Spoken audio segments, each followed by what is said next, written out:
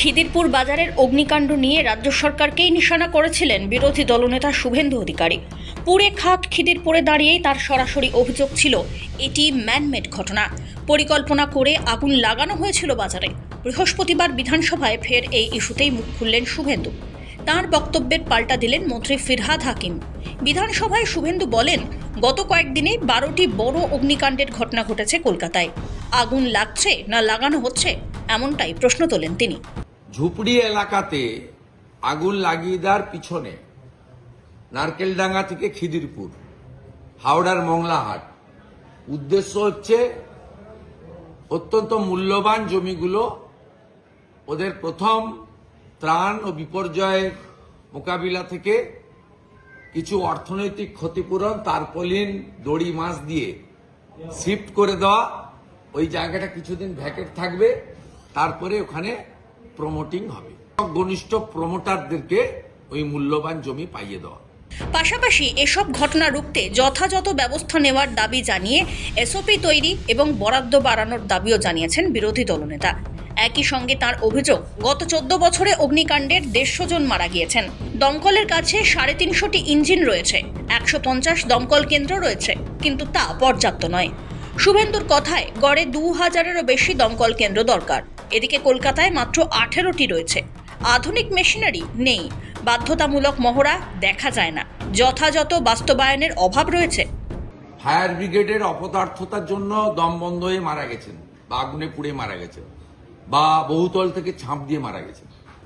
14 বছর পরে সব হয়ে গেছে 200%। এই রাজ্যে দমকলের কেন্দ্রের সংখ্যা কত? 130।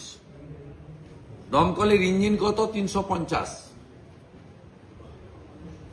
জাতীয় যে রেকমেন্ডেশন কমিটির, সেই কমিটির রেকমেন্ডেশন অনুযায়ী 2000 দমকল কেন্দ্র এখানে হওয়া উচিত, উইথ মডার্ন ইকুইপমেন্টস। 100 কোটি টাকা গজা পেড়ার জন্য বিতরণ হচ্ছে। ইমাম মুয়াজ্জেম ভাতা দেওয়া হয় আরো কয়েকশো কোটি টাকা খরচ করে, কিন্তু জনস্বার্থে যে কাজগুলো দরকার সে কাজ পশ্চিমবঙ্গ সরকার করে নাই। গত মঙ্গলবারই খিদিরপুরের ঘটনাস্থল পরিদর্শন করতে গিয়েছিলেন শুভেন্দু। সেখানে দাঁড়িয়ে তার বক্তব্য ছিল, ঘটনাস্থলে এসেই মুখ্যমন্ত্রী বলেছিলেন দোকানের জন্য জায়গা ঠিক করা আছে, অর্থাৎ গোটা এলাকা বেচে দিয়েছেন। তৃণমূল মানে এখন মা মাটি মানুষ নয়, টাকা মারা কোম্পানি। তখনই জানিয়েছিলেন গোটা বিষয়টি বিধানসভায় উত্থাপন করবেন তিনি। আগুন নেভাতে পারেননি, এখন পুলিশ আর দমকলকে বলছেন ঘরগুলো ভেঙে দাও। প্ল্যানিংটা আপনি জানেন, মুখ্যমন্ত্রী জেনে গেলেন। রাত্রি 1টায় আগুন, আরে গোটা এলাকা বেঁচে দিয়েছেন, আপনাদেরকে তুলতে দেব না। অলরেডি মাল নেওয়া হয়ে গেছে। টিএমসি মানে এখন তৃণমূল কংগ্রেস নয়, মা মাটি মানুষ নয়, টাকা মারা কোম্পানি। বৃহস্পতিবারও বিধানসভায় এই একই অভিযোগ তুললেন বিরোধী দলনেতা শুভেন্দু অধিকারী। যদিও এ প্রসঙ্গে বিধানসভাতেই শুভেন্দুর পাল্টা দেন কলকাতার মেয়র তথা রাজ্যের মন্ত্রী ফিরহাদ হাকিম। তার মতে, শুধু সরকারের দোষ দিয়ে লাভ নেই, যথাযথ জায়গায় মানুষের সচেতনতা কমেছে। মানুষকে আগে সরানো হয়েছে, তারপর অগ্নিকাণ্ড হয়েছে, এমন ঘটনা নেই, বরং মানুষকে পুনর্বাসন দিতে অসুবিধা হচ্ছে। শুভেন্দুর অভিযোগ করার সময় মেছুয়া শরৎ বোস রোডের অগ্নিকাণ্ডের প্রসঙ্গ তুলেছেন। দোষারোপ করেছিলেন প্রমোটিংকেও। মেয়রের কথায়, মেছুয়াতে হঠাৎ করে ভিতরে নির্মাণ চলেছিল তাদের না জানিয়ে, প্রমোটিংয়ের কারণ নেই।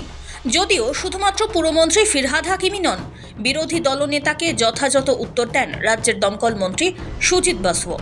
25টা দমকল কেন্দ্র আমরা তৈরি করার জন্য ইতিমধ্যেই এস্টিমেট প্ল্যানিং এ পাঠিয়েছি, এবং আরো 50টা, মানে সেইগুলো প্রপোজালের মধ্যে 50টা আরো প্রপোজালের মধ্যে আমাদের আছে। এই 25টা আমরা প্ল্যানিং এস্টিমেটে পাঠিয়েছি।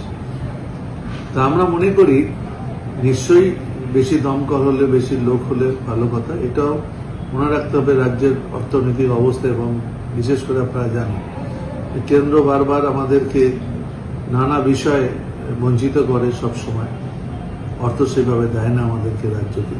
যে কলকাতায় 18টা এবং রাজ্যে 130টা, আবার বলছি পরিসংখ্যানটা ভুল, এটা রাজ্যে 166টা আছে।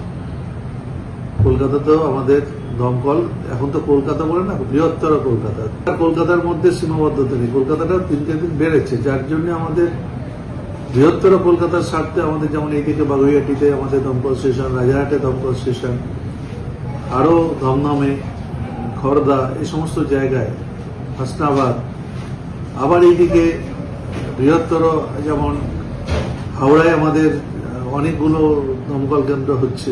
2000 দমকল দরকার, এই অ্যাসেসমেন্টটা কোথা থেকে এলো এটা জানা দরকার আছে। কিন্তু সবসময় যদি এই ধরনের গুরুত্বপূর্ণ ডিপার্টমেন্ট মাঝে মাঝে বাধা তৈরি হয়, তাহলে কাজের ক্ষেত্রে অনেক সময় অসুবিধা হয়। আর আমি মনে করি যখন বলবেন কেউ কোনো কথাটা, সেটা ঠিকভাবে বললেই, সঠিক পরিসংখ্যান দিলে ভালো লাগে।